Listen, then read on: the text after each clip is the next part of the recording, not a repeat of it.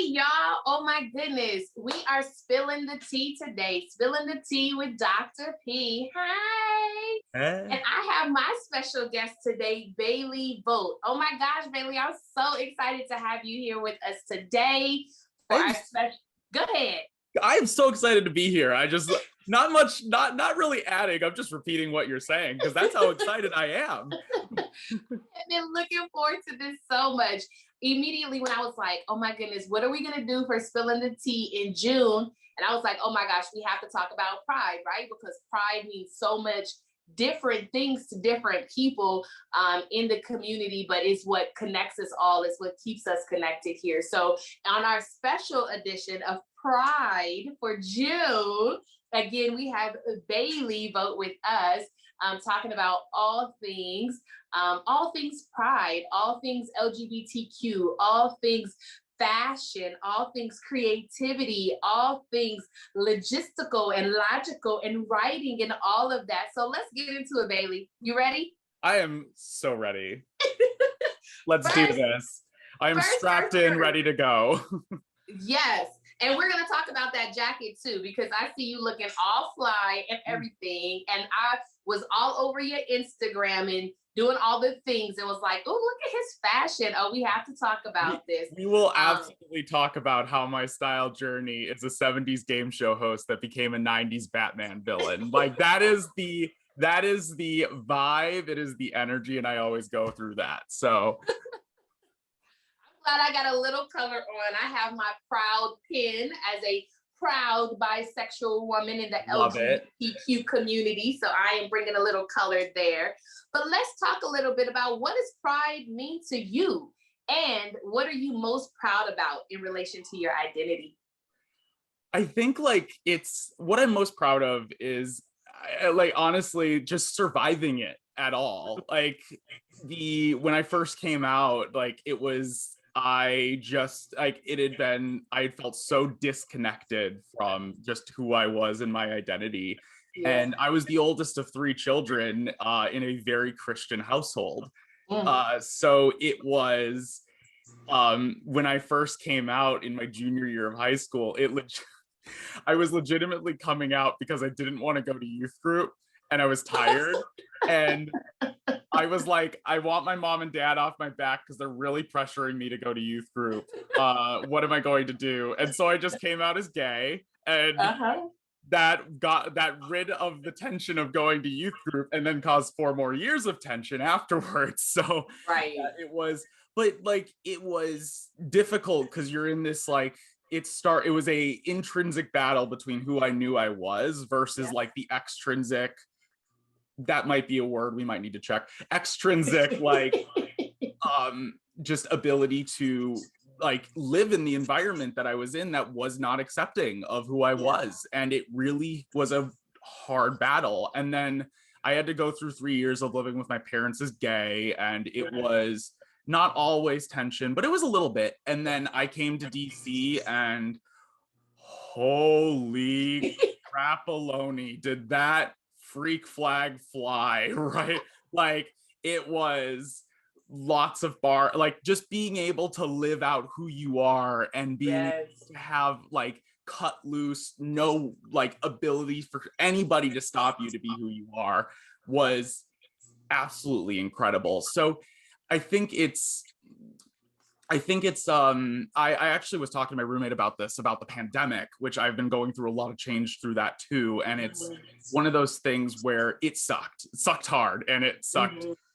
It was just terrible, but ultimately no experience isn't worth it sorry, let me change that.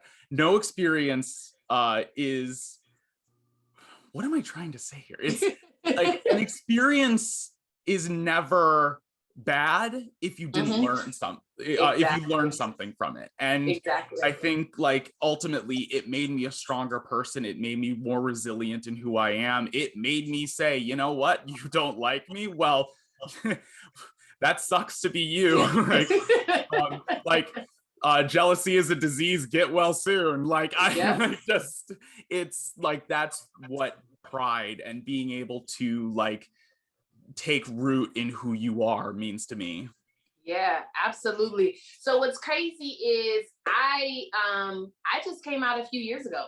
It was only like 7 years. Can you believe that? Yeah. 2014. And I did it in the most bizarre way, Bailey. I made a Facebook post. I love that. I was Oh, like, here's a picture of me and my boo. And guess what, guys? She's a woman, right? And this is like BT dubs. Like right. They were like, and of course, my family was like, what? But my closest friends were like, oh, okay, finally, she's come out. She's told everybody the truth. Because my closest friends and closest cousins knew. But I think I had a lot of internal struggle. Funny enough, for you, it was the church that ended up making you come out, right? Because you were like, I don't want to, I'm not trying to be a part of that. And for me, that's probably what kept me in the closet a little bit longer, because I really was like, oh my God, what happened? What will happen? Is there really this place of hell? And am I going there because I have this natural attraction to women? Ultimately, I decided like, no, because God made me this way. So, right, God doesn't make mistakes. And so God is not going to send me to some miserable, eternal damnation for making me how he made me. Like, that just doesn't vibe and make sense for me. And my life has been in full abundance since I came out. And I think that's because I get to live this authentic life.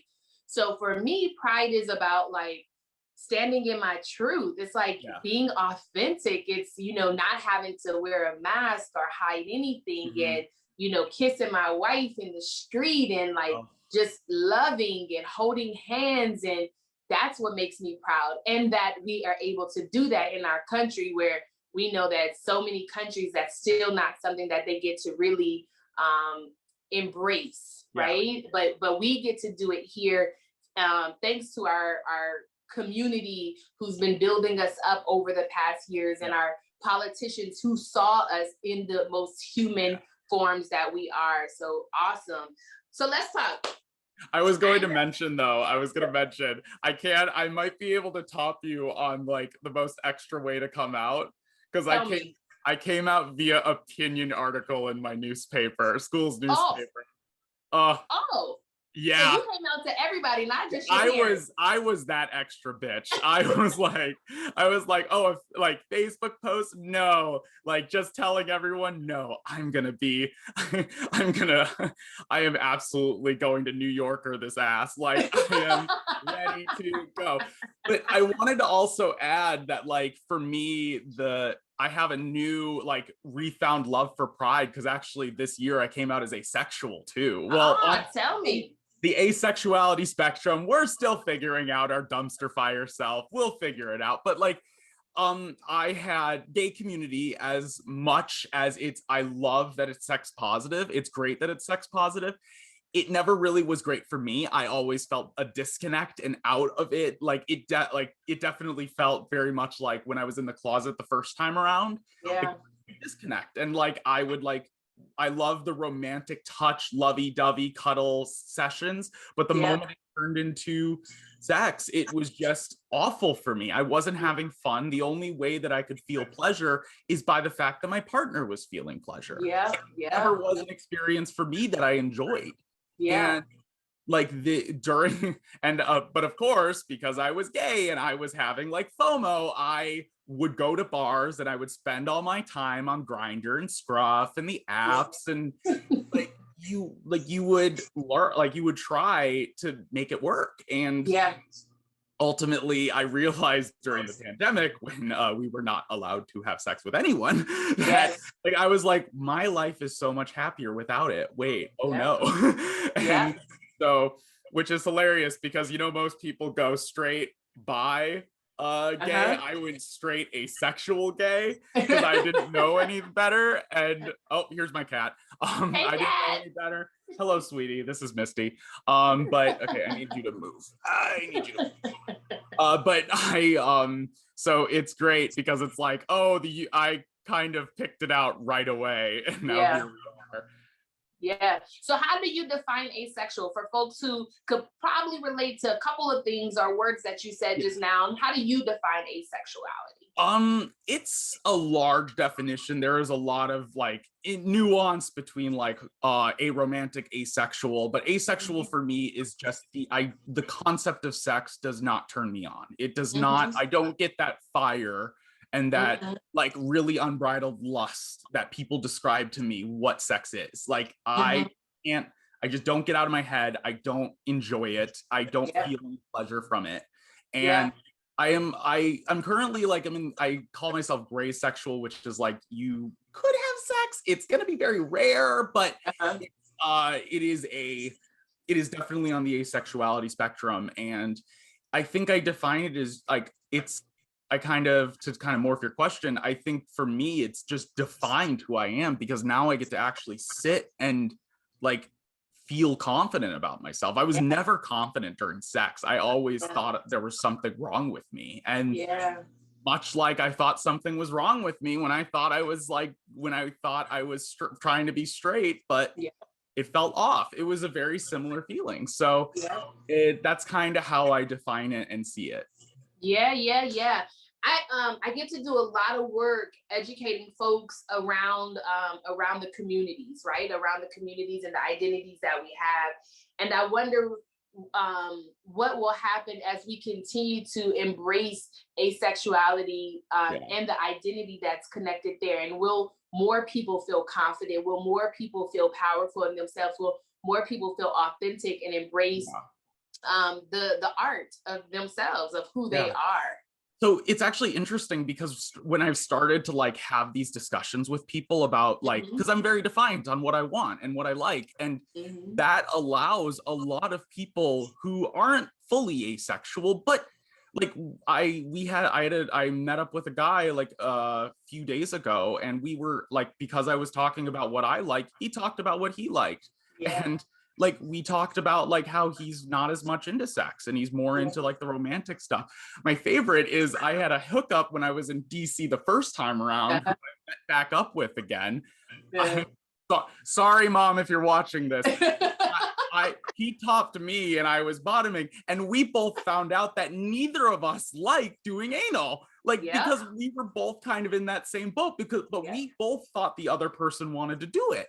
And it is a like, this sexuality has just wildly opened up people to talk to me about what they actually want. And we all play assumptions on what we all play assumptions of what we think the other person wants, but we don't talk about it. And I think that with these sexualities becoming more prominent, it allows people who like sex to be more just like, this is what I like and what I don't like. And that's okay. I don't like, we can make concessions if we get into a relationship, but for now, if it doesn't match up with me, then like, sorry.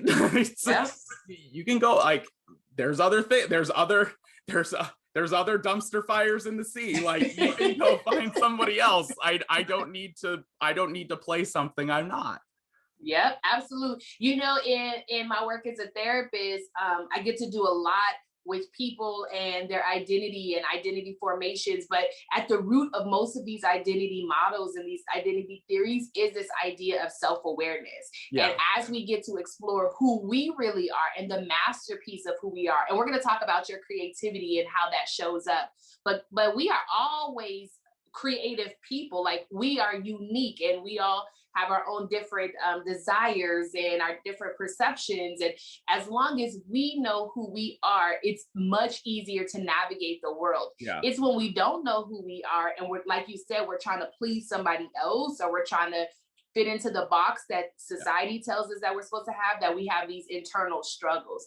So I love that you have increased your self-awareness, and increasing your self-awareness, you are modeling through these conversations, and some of them may be intentional and some are not, but you are modeling how to communicate what is true and real and authentic for you. And I think that's part of what pride is. Pride is being authentic, it's being true, it's embracing the fact that you may not always fit into these nice little bitty boxes that people put us in or try to put us in as well. So I applaud you for that. I love that. I love that. Okay, like, Bailey.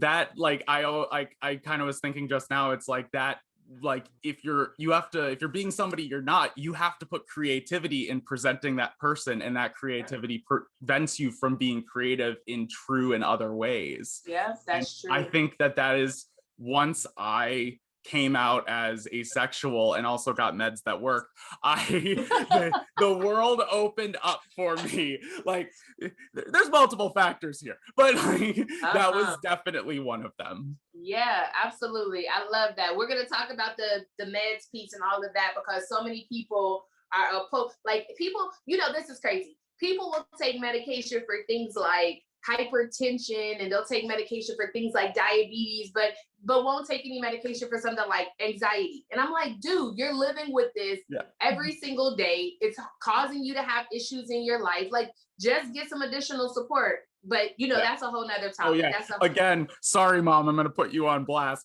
I was talking to her about how I was pursuing meds, because I knew, I was like, there's something wrong with me. I've known that there's something wrong with me for almost a decade, and I need to get meds to do it.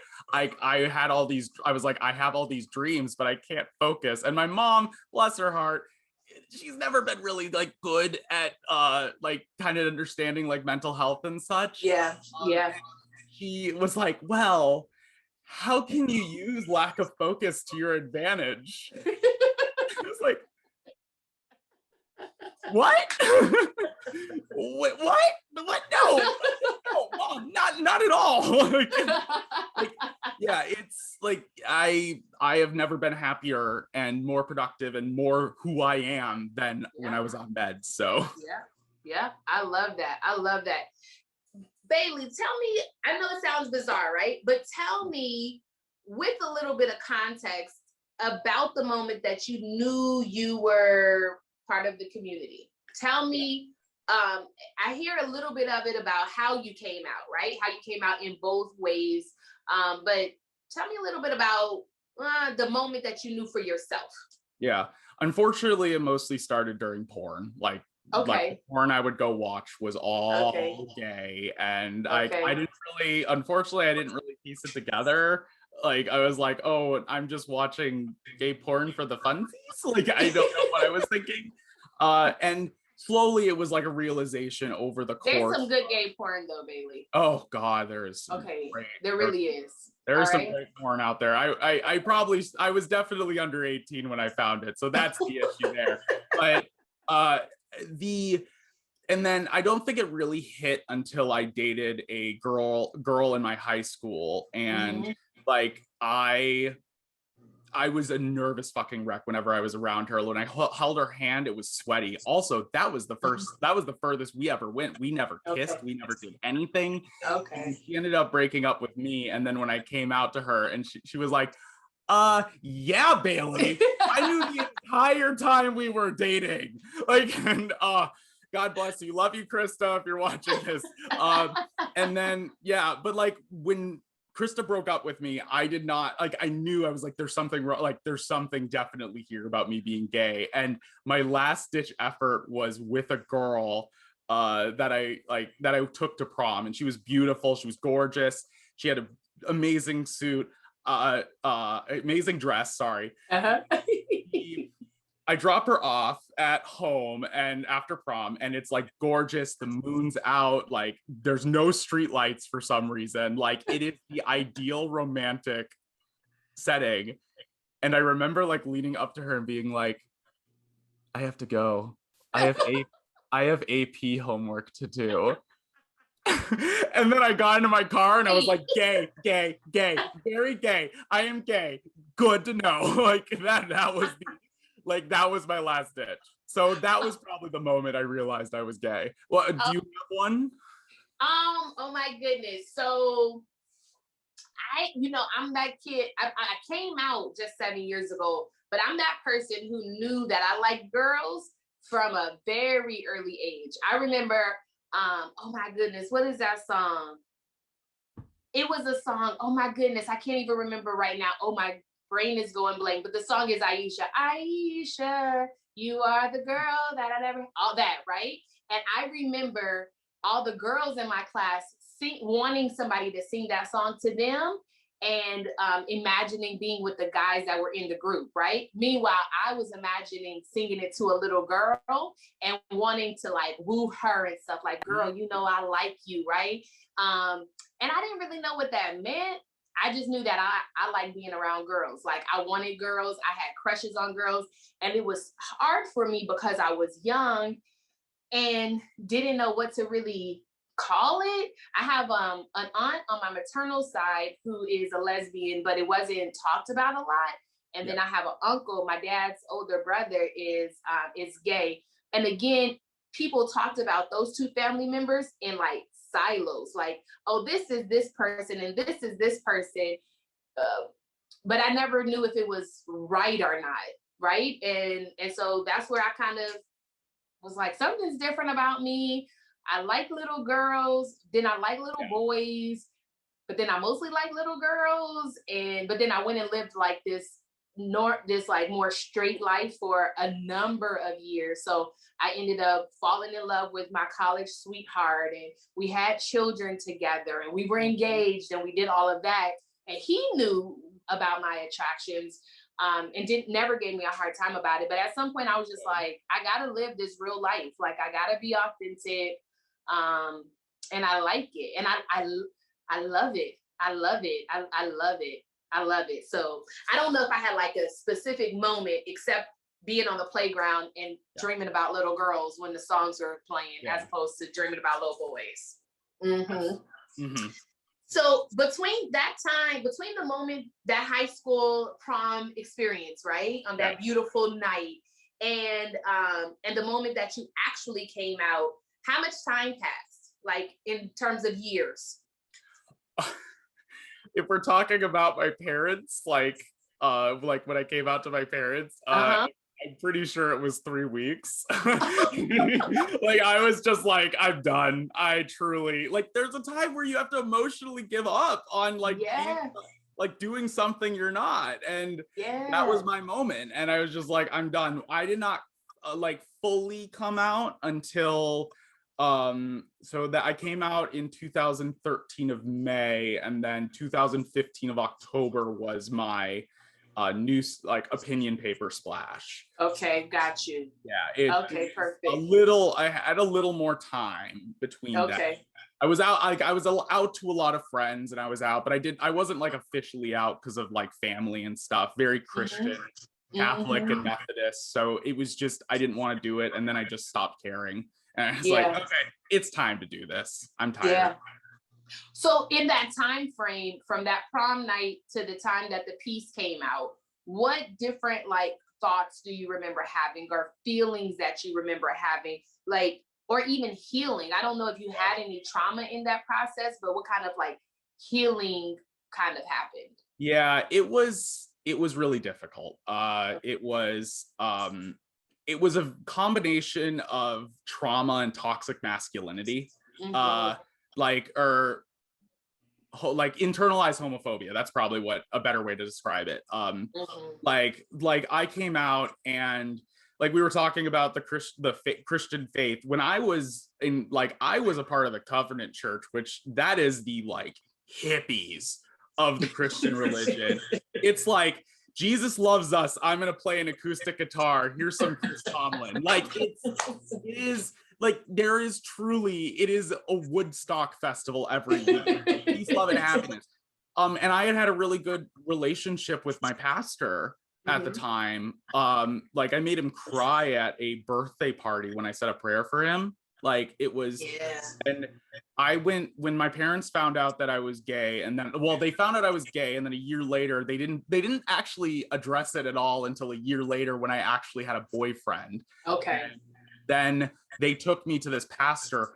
I thought, I was like, oh, this person will have my back. That pastor did not. Narrator, he did not have my back. Wow. It was a give me 1 second. He was sorry, lost my train of thought. He basically went on a tangent. It was like 5 minutes about dating this guy, and it was 55 minutes about like how being gay is bad and how like this is immoral and you're going to hell. And there was even he said, oh, there's the Christian gays that are here, and that's fake. That's just wrong. And I was like, wow, thank you for really giving, like, burning every potential bridge of me staying Christian right now.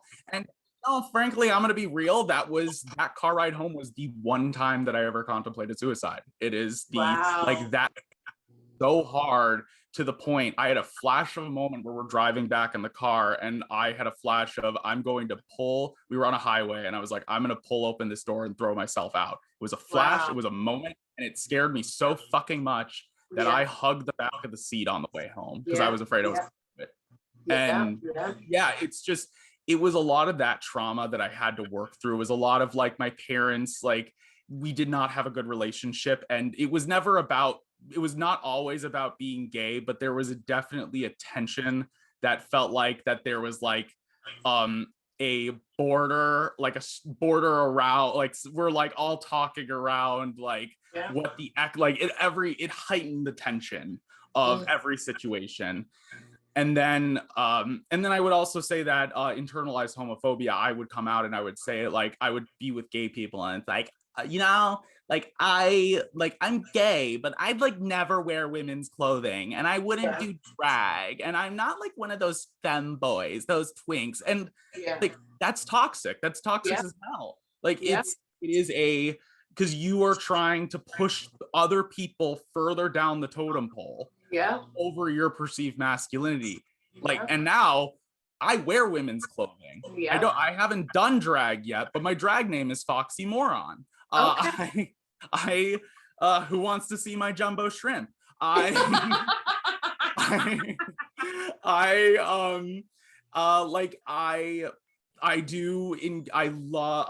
am definitely, I'm not fully femme, but like I embrace my feminine side. It's one of my favorite parts about me, that I don't really have an attachment to gender, and I don't really care.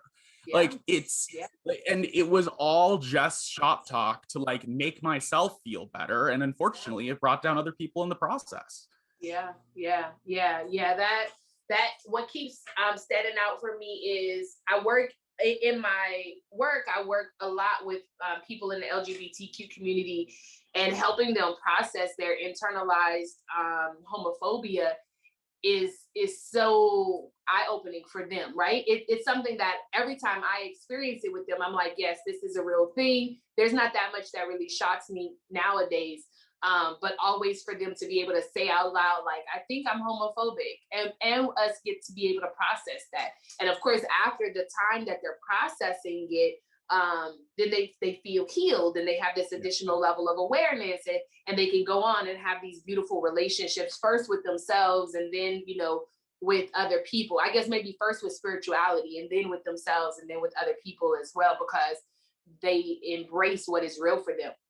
But internalized homophobia is not as it's quite common, sadly, because we've been socialized. Generally, by the time somebody acknowledges that they have attractions to the same gender, they are like 10, 15, 20 years into socialization, and they have an aha moment, but that aha moment doesn't change the fact that messages have been building into their schema, into their thoughts for 10, 15, 20 years. It doesn't just change that fast. So I'm glad that you brought that up, so that if there's any folks that are a part of the community, or think they're part of the community, and they're like, I can't possibly be part of the community while I still have homophobia. No, let me tell you that you absolutely can, right? And that's just a reflection of who you are internally, going against what you've been socialized to believe for like at least a decade, and usually more than a decade. Absolutely. That was getting out of Arizona, from Arizona to DC. Getting to DC started that journey for me, and then on top of that, it was therapy. It was working through and figuring out who I was, and now I am just an absolute mess, but I am a confident absolute mess. I ask myself sometimes, would I have come out? Would I be out right now if I didn't live in this area? If I, Yeah. you know, me and my wife, we travel around the country a lot. We travel around the world. We just like traveling. We like adventures. We like seeing new things. And there's certain states that we're in, and we recognize that there's not a lot of people like us there. And when we do these podcasts, thanks to my publicist and Woke Media, I get to do a lot of podcasts. But when I do these podcasts, I hear a lot about the fact that there's not a strong community in a lot of these cities, a lot of these states. And I wonder how many people are still living in the closet because they don't get the freedoms and the liberties. They don't feel the freedoms and liberties that we feel here in DC or here along the East Coast. Yeah. Yeah. There was one of my favorite movies, Priscilla, Queen of the Desert. I will always when I first was ready to watch, I was like, I've heard this movie's so funny. And then there's a line where was the suburbs created to keep the gay people out or keep the straight people in? Sorry, Wow. no, other way around. Keep the gay people in or the straight people out. And it's like that idea of like the cities are almost a fortress. And yeah. When you get out of that fortress, that I lived in Columbia, Missouri last year, and while it is still a city and there's still a sort of vibrant, there's still a gay community there. It's much smaller and it's a lot less like the community around it is a lot less accepting, and it is a lot of people that are in the closet in DL and don't feel like there is even a potential of not even feeling safe to come out. Yeah. There is definitely like being prideful as much as it's amazing to come out, and I'm not trying to say that it isn't. That's not like you should not come out to like just because you come out when you're safe to come out. And like for me personally, like I came out because I was just vindictive and mad, like I was just tired, like truly. And honestly, that was not a good time to come out for me. Like I am an impulsive, stubborn person, so it probably wouldn't have stopped me either way. But that was not a good time to come out for me. I did not get to test the waters, and I did not give myself the time to mentally prepare or to grow. And unfortunately, I had to learn as I go, which unfortunately is kind of the precursor of my life. But like it's just that was coming out is like pride. You can still celebrate pride and be in the closet. It's because there are many factors over just like not being ready or not just coming out that you may need to stay in the closet. And but you're still included in this prideful June event. And I hope to see you on the other side of I hope to see you on this side of Narnia. Yeah, absolutely. I've had a couple because I came out a little bit later in life, and many people who knew me in college knew me more in like this straight identity. I've had quite a few conversations with people who I think have tried to shame me for the fact that I didn't come out in college, right? Like, well, these were my experiences, and you didn't go to these particular clubs, and you didn't do these things. And so, your experience is different than our experience. And in reality, I feel like that's the same as people trying to push you back into these boxes, right? Like when I came out is dependent on when it was good for me, when it was good for my family. I had young children at the time too. And I knew that with me coming out, they were going to face experiences and have experiences that I couldn't protect them from in school. I needed to make sure that they were still going to be safe too. So to that point, for people who are listening, there is this pride in coming out and being able to live this very authentic life. And I have been extremely blessed in being able to come out and work with people of my community and heal people of my community. But I agree with you 100%, Bailey, that there's a thin line around when you should do that. Like you should be able to feel safe, but not feel boxed in. Right? Like try to figure a balance between not a balance, but a harmony that can work for you. And for some people, that means that they take these weekend trips and they go and live their most fabulous gay life, right? In New York or in DC or in Houston or wherever, in LA. and then they go back to these more traditional kind of ways until it really makes sense for them to be able to live out fully, if that is what they are supposed to do. With that, let me ask you. So later this week, I'm going to be doing a webinar with Mental Health America. I am so proud of them because they are embracing pride head on and embracing these conversations around LGBTQ identities. And I'm going to be talking about creating new families and new communities when we've kind of been shunned from our birth families or the communities of our childhood. Tell me a little bit about if you had to create a new family as you've come to DC. I know you left Arizona, came to DC. Did you have to create a new family? What did that look like? What are some actual steps that you took, like for people who are about to engage in that experience? What are some things you did to create a new family for yourself? Actually, it's funny. I have a second family. Their names, it's Kenneth and Will, and they are a gay couple who essentially adopted me. Okay. I went on a date with Kenneth a few times, and then Will came into the picture, was a former friend of Kenneth, and they started dating. And then we started all hanging out, and then they got an apartment they had an open room, and they were like, Bailey, do you want to live with us? And I said, yes. And we created a little nuclear family together of spending, I was essentially their child, because I was still I used the term dumpster fire several times, but I was a dumpster fire in a forest fire. I was a mess. I actually talked to Kenneth about it recently, and I was just like, thank you so much for giving me the space to grow, because I needed that. And I know it wasn't easy, and I know that I was really goddamn annoying, but thank you for that. They would, Will actually sat down, Will would actually do DBT with me, and we would talk about coping strategies, and they encouraged me to go get therapy, and they encouraged me to continue my career. And without getting with my family, when I came to DC, I was really struggling with the concept of family. It was really hard because I had just gone through a lot of years of trauma with my previous family, and it was hard to remember that. But the guidance that Kenneth and Will gave me made me feel like, oh my God, this is what family is. I always tell people, the original saying of blood is thicker than water is actually the blood shed on the battlefield is thicker than the water in the womb. It's the exact opposite of the original, the term is that we all know now. And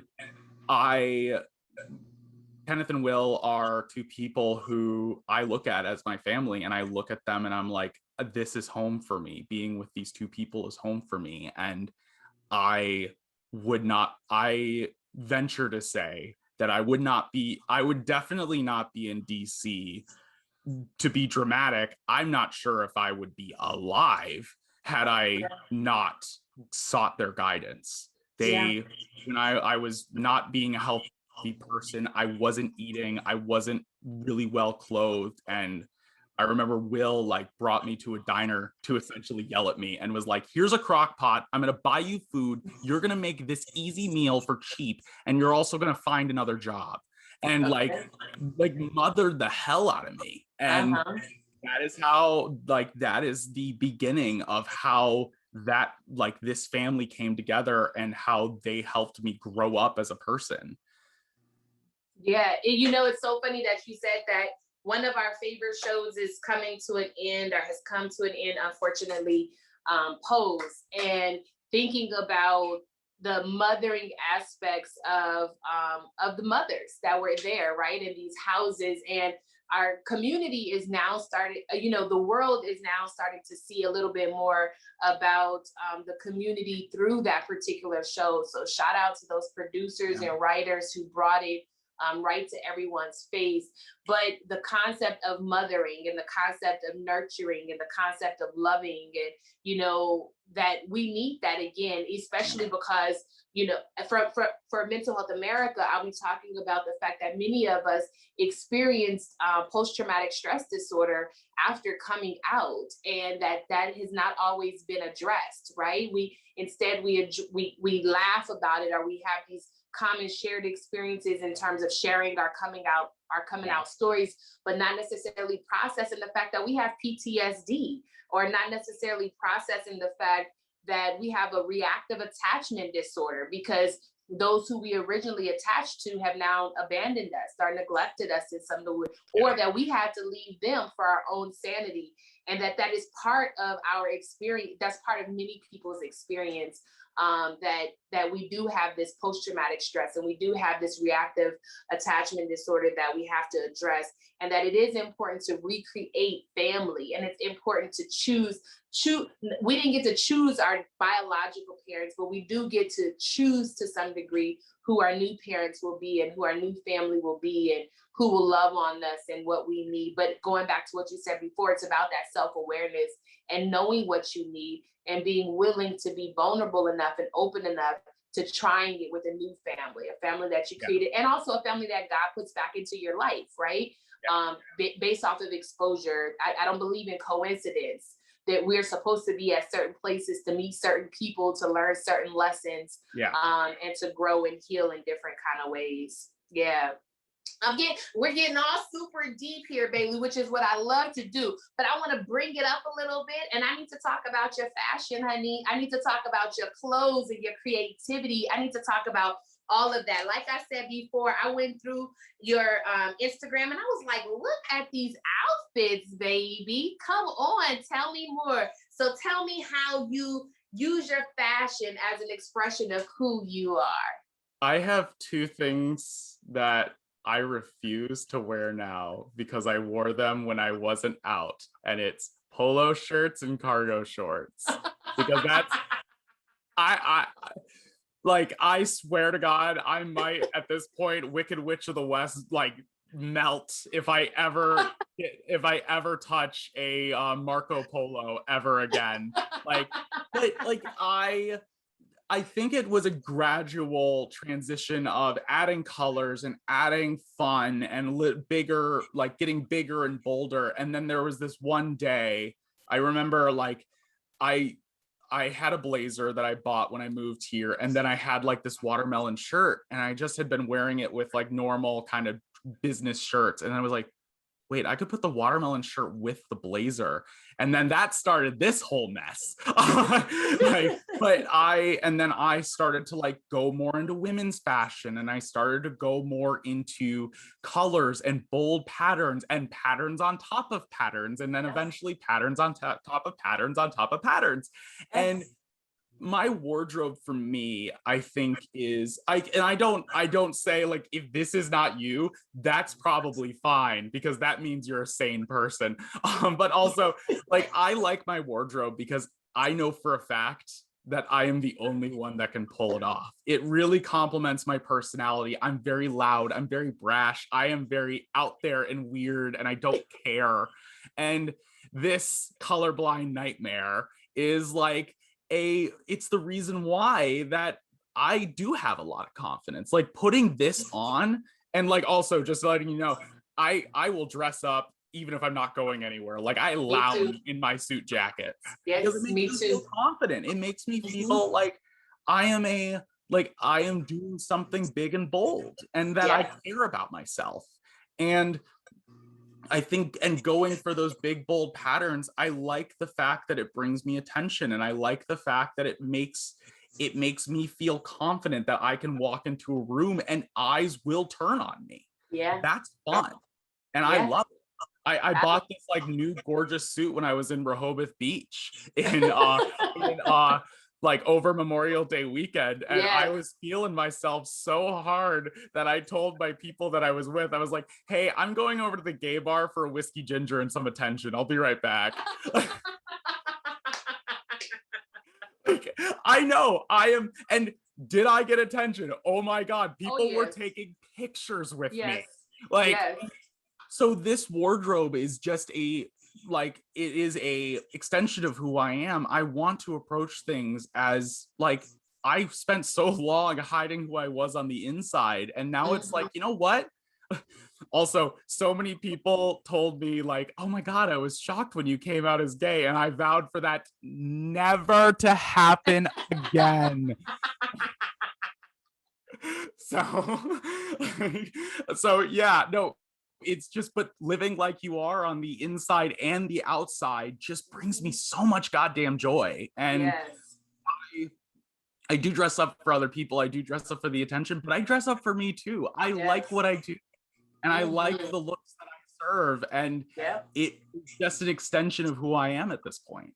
Listen, Bailey, I am here for all of that. Do you know that I wear high heel house shoes? I am such a high heel person that I have high heel house shoes. My kids and my wife are like, girl, are you serious? Are you really walking around this house with these high heel, furry high heel house shoes? And I'm like, why not? Because I love high heels that much. And I'm also a specs person. So I think I have a pretty fun fashion, but my specs I just got 7 new pair of glasses in today. Oh my gosh, I'm so in love. So now I have like 22 pair of glasses, all prescription, but you know, that's how we get to express ourselves. Oh, I used to wear non-prescription glasses. That used to be a part of my style. So I totally get that. Yeah, no, my roommate, like, I think he is maybe, my roommates, they maybe have seen me in like true loungewear a handful of times. And it is like, it is my rock bottom. Well, that's not even rock bottom. It's like, well, we've hit rock bottom. Why not also go 6 feet under? Like, and so it's just like, I want to present myself to the world as like, Dolly Parton is not a natural blonde, or like she has get up and she has drag and she wears it if she has guests in the house or whatever, and she is a icon. Like, I kind of have the same view, is like, if I'm going to present this way to the world, I want them to see my best self, even if I don't see anyone at all. Because I want to see my best self when I walk past the mirror too, right? And when I do a reflection also. Oh, I 100% get it.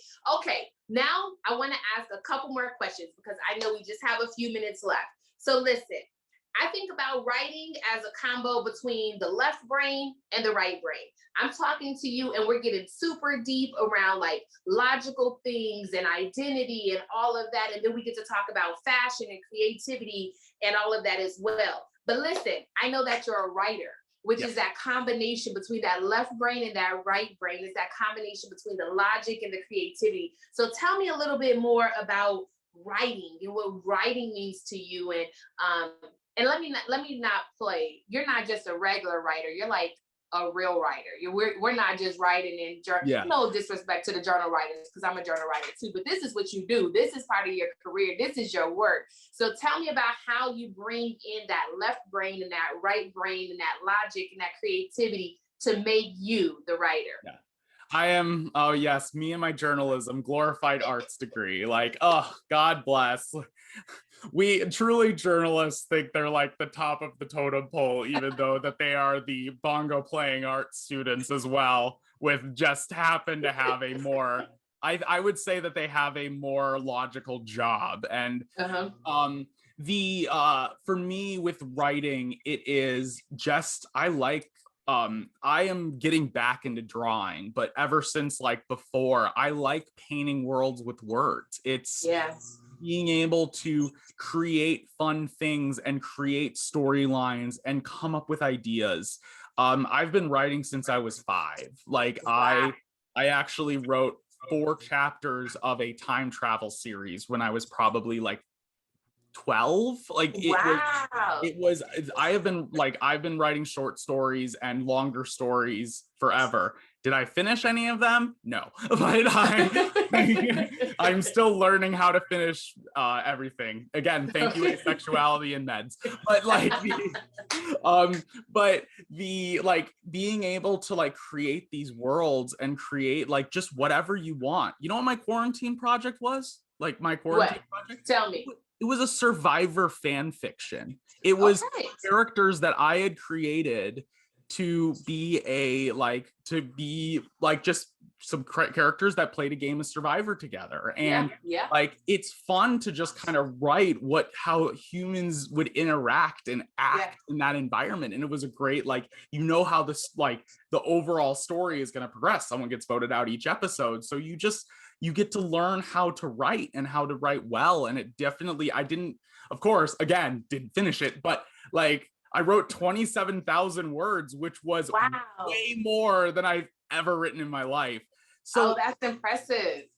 And right now I'm transitioning. I'm in journalism. I'm moving over to more local journalism, which is going to be a little more creative, but I moved out of national journalism because unfortunately I gave it way more credit than it deserved. It is like, well, sorry, hold on. That was not a full thought. It was, I gave it more credit than it deserved in the creativity department. Okay, got you. The national journalism, which is what I thought I wanted to do for 4 years until a certain Panda Express took over all of our lives. But when I always looked at it as like, oh, this is the safe option for writing. I get to be creative. Ultimately, you really don't. And the journalism field is not very, it comes off as creative, but it is very risk averse. So they don't want to take chances. And if you want to do those really creative things, you have to spend 10 years like working and putting your nose, brown nosing and grinding to make it happen. And then you might get your shot. And unfortunately, I'm impatient as fuck. So moving on to, and instead of trying to fight that, we're going to move into something that hopefully is going to be a little more closer to what I want to do. Yeah, absolutely. Okay, but I do know you say you're moving into some local work, and then I also know that you are planning to do a game show, and I know that you have a podcast coming up. So tell us about where you, aside from your fashion or along with your fashion, tell me where your creativity does lie and how you are blending that into your career and these future endeavors. It's so with my local journalism, I have talked, and it sounds like we have come to a mutual understanding of how this is going to work, is that I'm going to still do, like, we're going to do journalism, and it's going to be very like inverted period by the books, but I want to do more creative writing. I want to even do like comedy writing, funny writing, because like I want to write about like how the DC surveys, whenever they like talk about like metro closing, is like, which of these would you like? A, strapping yourself to the side of the metro car.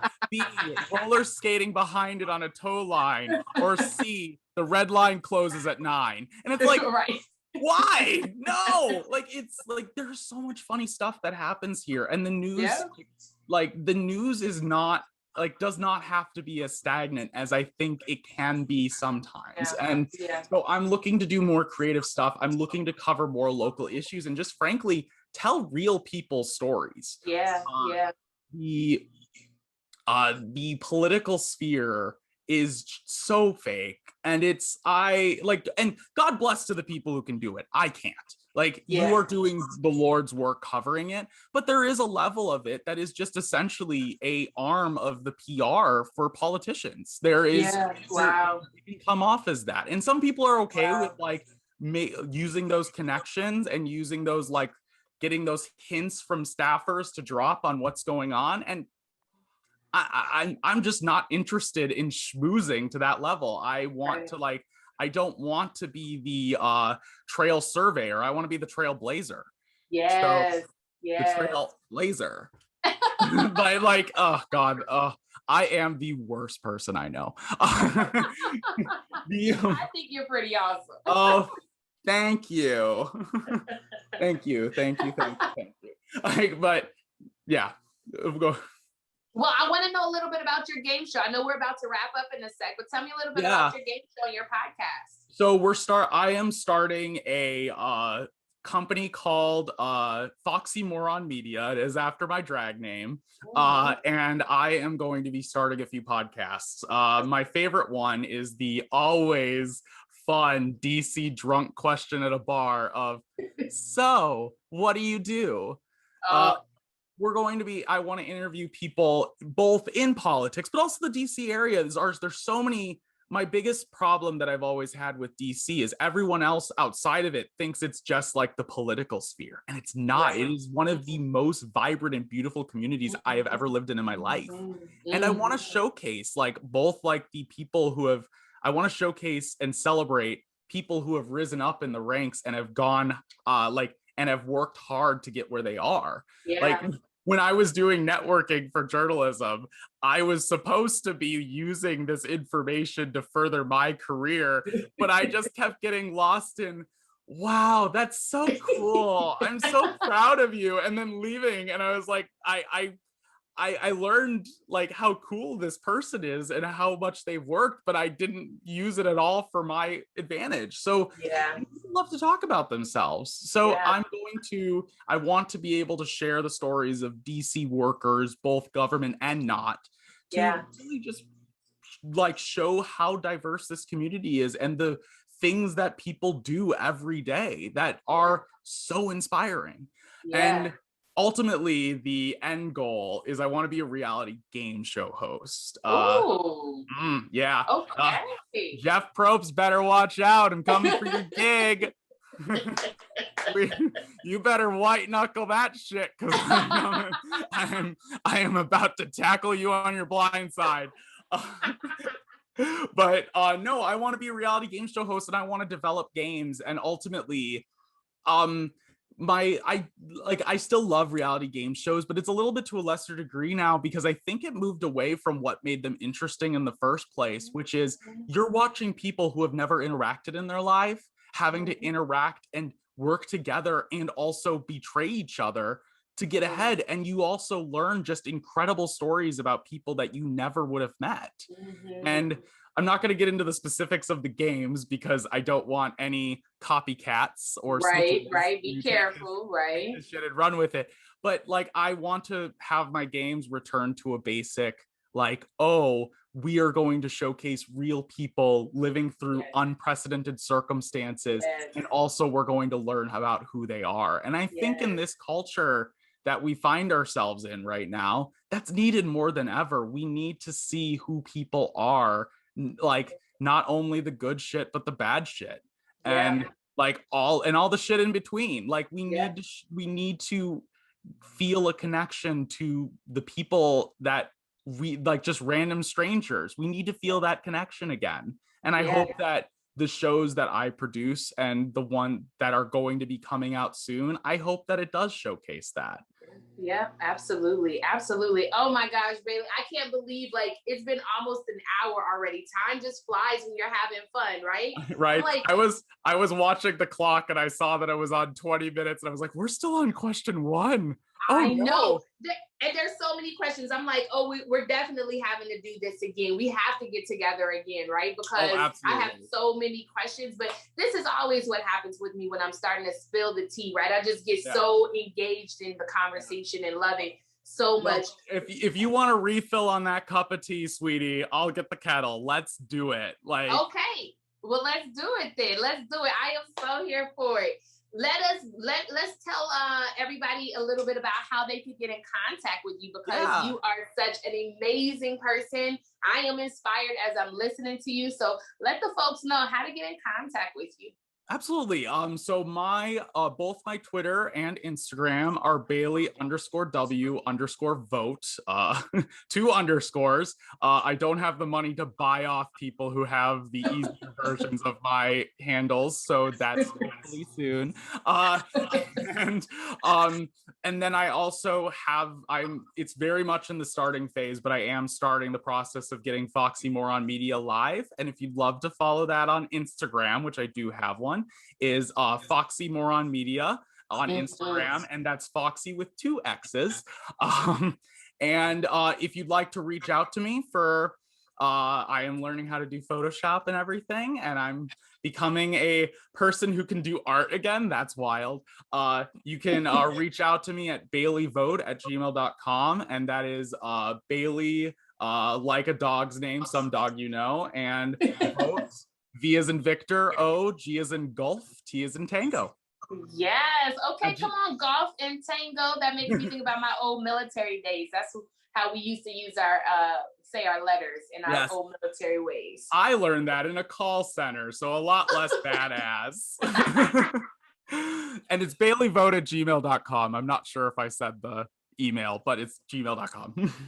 Got it. Perfect. Well, let us go ahead and wrap up, folks. Thank you for joining us today, both Bailey and myself, as we talked about all things pride, all things coming out, all things creating new communities and being in our authentic identities. Absolutely. And also being at a place where we get to still explore, right? No matter how old you are, whether you're in your teens, 20s, 30s, 40s, 50s, 60s, you get to continue to evolve and explore who you are, and you get to be proud of that journey and proud of whomever you identify as.